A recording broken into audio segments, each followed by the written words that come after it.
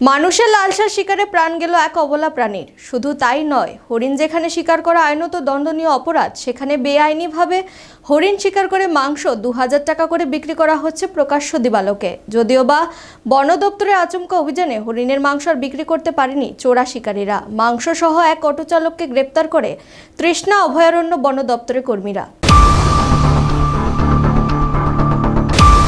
বগাফা কাকুলিয়া রাজনগরের তৃষ্ণা অভয়ারণ্য বন দপ্তরের যৌথ উদ্যোগে গোপন সংবাদের ভিত্তিতে অভিযান চালিয়ে বেলোনিয়া মাইছড়া এলাকায় হরিণের মাংস বিক্রি করার সময় হাতে নাতে ধরে ফেলে।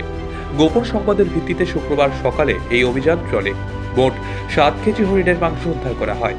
জানা যায়, এই অটো চালকের গাড়ির ভেতর থেকে মাংস উদ্ধার করে বন দপ্তরের কর্মীরা।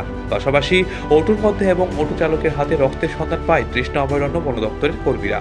যদিও বা ধৃত অটো চালক হরিণের মাংস বিক্রি করেনি এবং হরিণ শিকার কাণ্ডের ঘটনার সাথে জড়িত নেই বলে দাবি করছেন। অভয় রেঞ্জের বন দপ্তরের কর্মীরা ধৃত অটো চালককে জিজ্ঞাসাবাদ চালাচ্ছে এই হরিণ শিকার কাণ্ডে কে কে জড়িত। ধৃত অটো চালকের নাম সুনীল দাস। সূত্রে খবর, চোরা শিকারীরা কয়েকদিন পরপর হরিণ শিকার করে এনে মাইছড়া ওই এলাকার বিক্রি করে। অভয়ারণ্য কর্মীরা গুণাক্ষরে টের পায়নি। অবশেষে গোপন সংবাদের ভিত্তিতে হরিণের মাংস উদ্ধার সহ ধৃত এক অটো চালক।